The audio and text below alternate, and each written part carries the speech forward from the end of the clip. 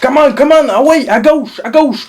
Il est en haut, il est en haut. Oh, trick shot. Oh, fuck it, Mark. Fuck, est-ce que je fais...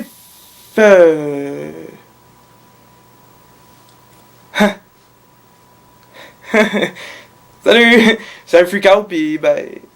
Je commence ma belle vidéo en mode rage, ça a de l'air, hein, c'est ça. Hey, salut tout le monde, ici votre dévoué iFreakout et merde, j'ai oublié de mettre ma musique, attendez 2 secondes. Voilà, ça c'est fait. Alors, salut tout le monde, ici iFreakout pour ma nouvelle vidéo et je suis désolé pour l'éclairage que vous devez avoir dans la figure, mais bon, j'avais du mal à trouver un angle à comment placer mon setup, mais c'est pas très grave.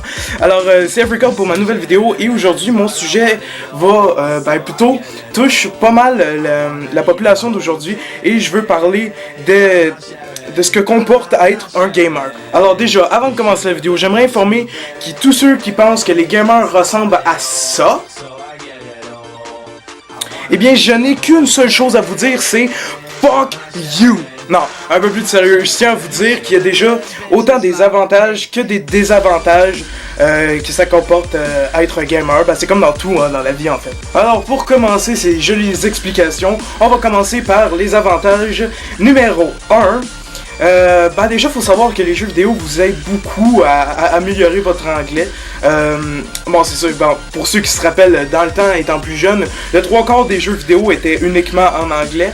Ce qui veut dire qu'il fallait se péter le cul à essayer de comprendre ce que nos personnages de jeux vidéo pouvaient bien pouvoir dire, même si on n'en avait aucune idée, parce que moi je me rappelle à l'âge où j'ai commencé les jeux vidéo, je devais avoir je crois 10 ans, quelque chose comme ça, et je parlais pas un foutu mot anglais et je comprenais que dalle à ce que les personnages faisaient, même si je sais très bien que ça pouvait pas nous empêcher de prendre beaucoup de plaisir à jouer à certains jeux en fait. Ensuite, numéro 2, faut savoir aussi que les jeux vidéo peuvent nous permettre d'avoir une très grande imagination, de pouvoir nous donner un monde sans fin d'imagination, autant en dessin qu'en écriture, que dans tout ce que vous voulez. La preuve, regardez le joli dessin que j'ai fait quand même, là, ça prenait beaucoup d'imagination. Ouais, ok, c'était peut-être pas le meilleur exemple à donner en ce qui concerne l'imagination. Et ensuite, pour continuer, on va enchaîner sur les désavantages que ça peut comporter d'être un gamer, parce que c'est sûr qu'il y a des désavantages, hein, comme j'ai dit, c'est comme dans tout dans la vie, et sinon, ça serait pas drôle. Alors déjà, numéro 1 des désavantages d'être un gamer, c'est qu'on va toujours subir des petits stéréotypes des personnes qui sont, comment dire, un peu inconscients de ce que ça comporte d'être un gamer. On va toujours, il y en a toujours qui vont penser que les gamers c'est des gros ados boutonneux qui ont pas de vie et qui ont rien de mieux à faire de leur vie que de jouer à des jeux vidéo. Et je veux pas entendre un mot, ne me regardez pas, ne me fixez pas, je n'ai rien à voir avec tout ça, ok?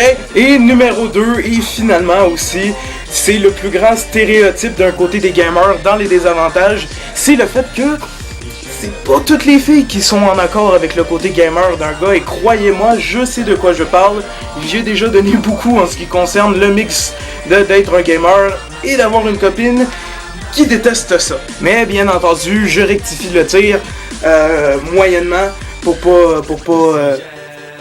en faire une montagne. C'est sûr qu'il y a des catégories de filles qui jouent aux jeux vidéo, mais ça je les mets dans un bloc à part, parce que sinon ça marcherait pas beaucoup dans mes désavantages. Ça foirerait un peu ma présentation des désavantages, j'ai envie de dire, si on pense à ça. Alors c'était tout pour ma vidéo d'aujourd'hui, ou plutôt cette petite capsule, parce que j'ai l'impression qu'elle sera pas très longue. J'ai quand même pris beaucoup de plaisir à l'écrire. Si jamais vous avez aimé la vidéo, n'oubliez pas de la commenter, et aussi n'oubliez pas de vous abonner à ma chaîne. Ça me ferait très plaisir d'avoir de nouveaux arrivants et de savoir ce que vous pensez de moi, de mes vidéos, de l'ensemble de tout en fait. Et petit conseil, si jamais vous trouvez une fille qui est capable d'accepter votre côté gamer et qui en plus joue avec vous, je n'ai qu'un seul conseil à vous donner, c'est mariez-la tout de suite avant de vous la faire voler. Allez, à plus tout le monde, faites attention à vous.